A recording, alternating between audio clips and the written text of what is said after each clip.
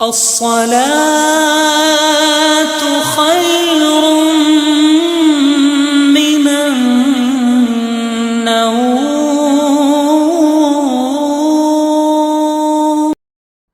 الحمد لله رب العالمين والصلاة والسلام على سيد المرسلين اما بعد فاعوذ بالله من الشيطان الرجيم بسم الله الرحمن الرحيم. معزز برادران اسلام، السلام علیکم ورحمۃ اللہ وبرکاتہ.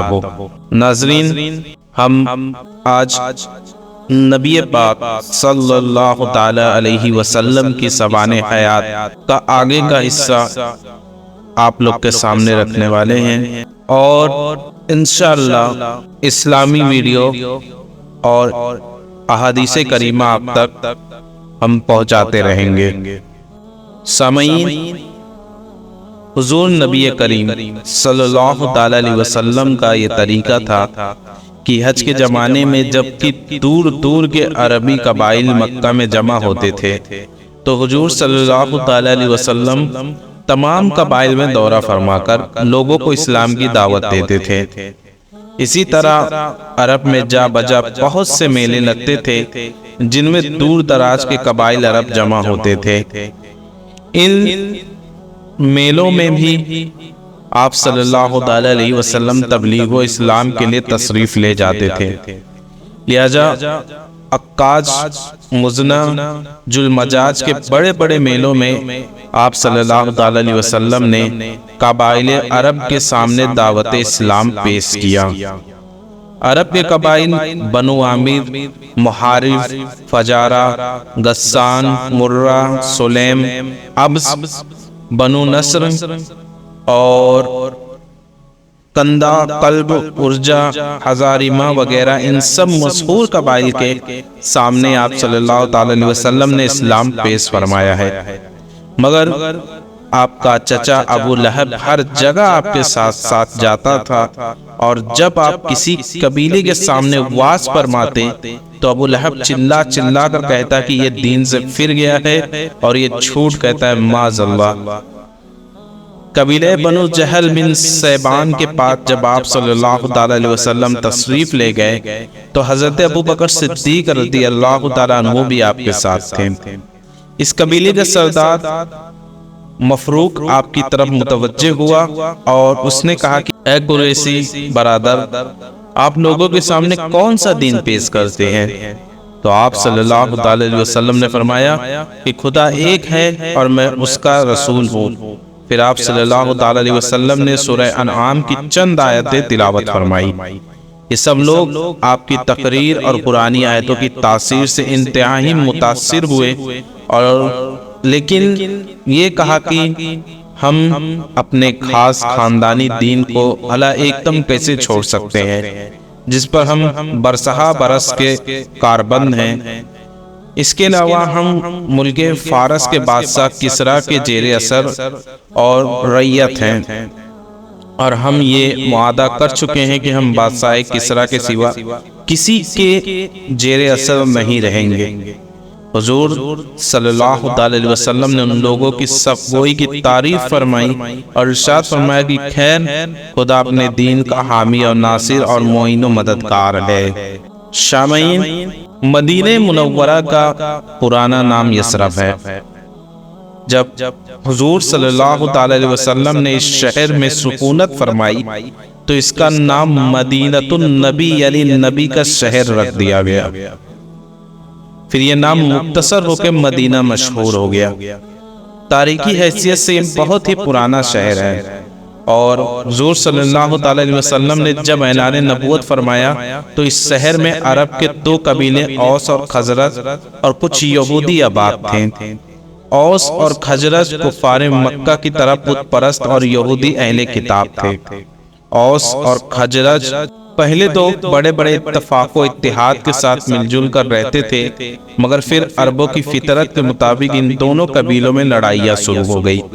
یہاں تک کہ آخری لڑائی جو تاریخ عرب میں جنگ بعاث کے نام سے مشہور ہے، اس قدر ہولناک اور پرایج ہوئی کہ اس لڑائی میں اوس اور خزرج کے تقریباً تمام نامدار بہادر لڑ بڑھ کر کٹ مر گئے. اور یہ دونوں قبیلے بے حد کمزور ہو گئے۔ یہودی اگرچہ تعداد میں بہت کم تھے، مگر چونکہ وہ تعلیم یافتہ تھے، اس لیے اوس اور خزرج ہمیشہ یہودی کی علمی برتری سے مرعوب اور ان کے زیر اثر رہتے تھے۔ اسلام قبول کرنے کے بعد رسول رحمت صلی اللہ تعالی علیہ وسلم کی مقدس تعلیم اور تربیت کی بدولت اوس اور خزرج کے تمام پرانے اختلافات ختم ہو گئے اور یہ دونوں قبیلے سیر و سکر کی طرح مل جل کر رہنے لگے۔ اور چونکہ ان لوگوں نے اسلام اور مسلمانوں کی اپنے تن من دھن سے بے پناہ امداد اور نصرت کی، اس لیے حضور صلی اللہ علیہ وسلم نے ان خوشبختوں کو انصار کے معزز لقب سے سرفراز فرمایا، اور قرآن کریم نے بھی ان کی جانثاران اسلام کی نصرت رسول اور امداد مسلمین پر ان خوش نصیبوں کی ماد و ثنا کا جا بجا خطبہ پڑھا، اور اجروِ سریت انصار کی محبت اور ان کی جناب میں حسن عقیدت تمام امت مسلمہ کے لیے لزیم الایمان اور واجب العمل قرار پائی۔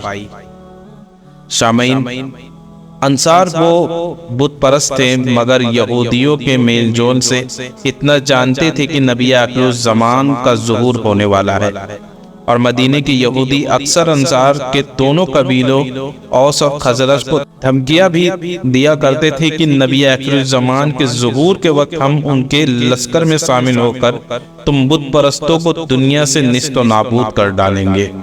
اس لیے نبی آخر الزمان کی تشریف آوری کا یہودی اور انصار دونوں کو ہی بے صبری سے انتظار تھا۔ سن 11 نبوی میں حضور صلی اللہ تعالی علیہ وسلم معمول کے مطابق حج میں آنے والے قبائل کو دعوت اسلام دینے کے لیے مینا کے میدان میں تشریف لے گئے، اور قرآن مجید کی آیتیں سنا سنا کر لوگوں کے سامنے اسلام پیش فرمانے لگے۔ حضور صلی اللہ تعالی علیہ وسلم مینا میں عقبہ گھاٹی کے پاس، جہاں آج مسجد العقبہ ہے، تشریف فرما تھے۔ یکایک قبیلے خزرج کے 6 آدمی آپ کے پاس آ گئے۔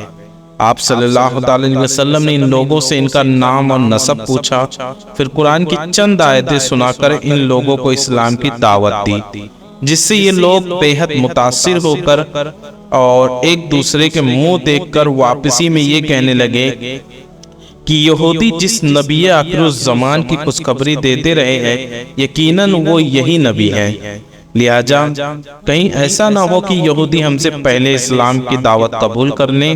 یہ کہہ کر سب ایک ساتھ مسلمان ہو گئے اور مدینے جا کر اپنے اہل خاندان اور رشتہ داروں کو بھی اسلام کی دعوت دی۔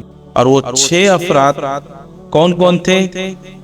ان میں حضرت عقابہ بن عامر بن نابی، حضرت ابو امامہ اسعد بن زرع، حضرت عوف بن حارث، حضرت رافع بن مالک، حضرت قطبہ بن عامر بن حدیدہ، حضرت جابر بن عبداللہ بن ریاب۔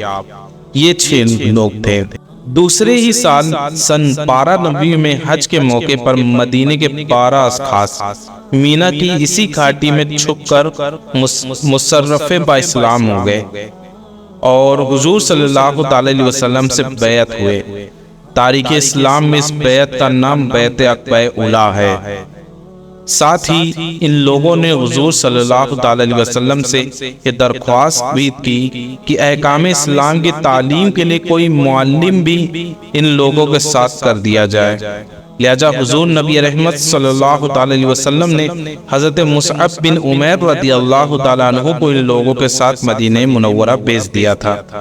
وہ مدینے میں حضرت اسعد بن زرع رضی اللہ تعالیٰ عنہ کے مکان میں ٹھہرے اور انصار کے ایک ایک گھر میں جا جا کر اسلام کی تبلیغ کرنے لگے، اور روزانہ 1-2 نئے آدمی آگوں سے اسلام میں آنے لگے، یہاں تک کہ رفتہ رفتہ مدینے سے قبا تک گھر گھر اسلام پھیل گیا۔ قبیلے اوس کے سردار سعد بن معاذ رضی اللہ تعالیٰ عنہ بہت ہی بہادر اور با اثر شخص تھے۔